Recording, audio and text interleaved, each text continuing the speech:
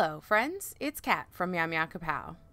Recently, my sister was able to obtain the Miyazaki watercolor sketching set for me from Japan, which I recorded an unboxing of and have helpfully linked in the iCards. As many of you know, I prefer to work with my watercolors dried out in pans rather than as fresh paint. So, I went about setting up a new palette with all the colors in it from the 24 color set included with the kit. Because I prefer to have the ability to modify my paint locations at will, and because there weren't enough wells in the palette that was included anyway, I decided to see what was already lying around my house. Normally, I make mini palettes that have anywhere from 5 to 12 colors in them, but I luckily had this tin that Meeden sent me a while back. It's kind of strange, but each of the wells is boxed off, whereas a normal metal tin has two rails that the half pans snap into, but can otherwise be shifted left and right. Because each of these half pans is now caged into its own little house, there's no room to accidentally shift about, but that also means that you can't miraculously squeeze in any extra pans. It's a weird innovation of sorts, and I'm not sure how I feel about this palette overall since it absolutely hasn't been used before this, but I'll link it in the doobly-doo with the rest of the supplies in case anyone else is curious. And if you've used this palette before, I'm interested as to your impressions of it. The white coating on the flappy mixy wings has a sort of satiny texture, and I'm looking forward to testing out how the paints perform on it. But that's for another day. For now, all I'm doing in this video is labeling my pans with the name of the paint on a bit of tape, like I always do, and then filling each one up with its designated color. I know, not exactly the most thrilling thing in the world for some, but I actually love watching videos of fresh paint being poured into pans. They're always so pretty.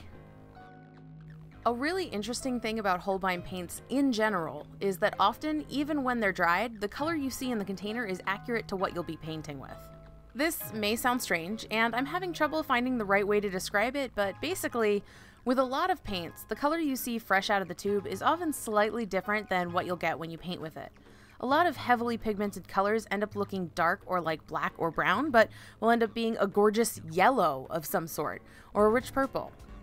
There are very few colors that seem to have that large difference in how they appear versus how they work, which is actually really helpful if you haven't made a swatch chart of the colors yet. Don't worry, while there isn't a swatch chart of these colors in this video, I will make sure to make one as soon as I'm able.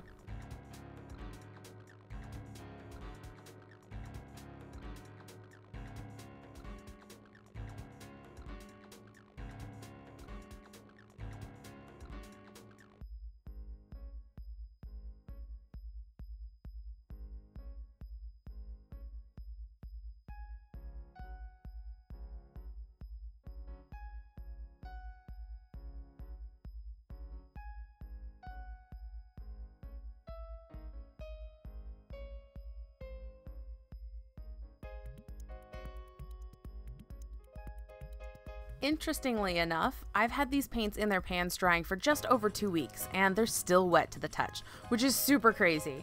I know from past experience that these will, for sure, eventually dry. I just honestly didn't remember them taking this long with my previous set. I've been doing some quick little animal doodles here and there, so I randomly chose one of the blues, which I suspect is ultramarine, as the background color for this little guy. Because the paints were still wet, it's hard to give an accurate report on how they reactivate once dried, but I do know from previous experience that these paints are high quality and extremely usable. I know a lot of you have been super eager for more information and demonstrations and tests on this set, and I want to thank you so much for your support and your patience. There's a lot I want to do with all the supplies that came in the Miyazaki kit, and being only one person running this whole show means I can only do so much each day. Don't worry, friends, we'll get to the good stuff when we can. In the meantime, I hope you're as big a fan of seeing delicious, candy-colored, freshly poured pans of paint as I am. If you haven't already, please consider throwing a like and subscribe at the channel since that's the best way to keep up with the happenings around these parts. Until I see you next time, I wish you peace, love, and delicious candies that aren't paint but are actual real candies.